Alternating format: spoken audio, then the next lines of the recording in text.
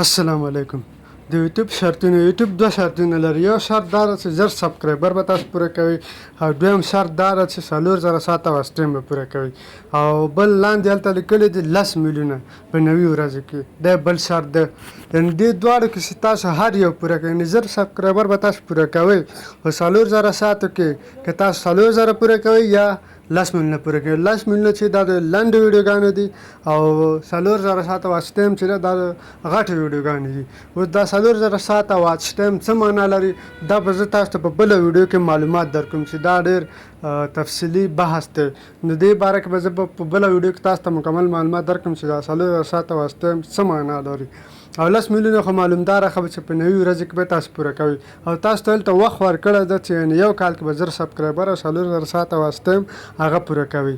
ویډیو در سره شریک کړئ او لایک یې کړئ، سبسکرایبر مه هېروئ. مننه، ښه وخت.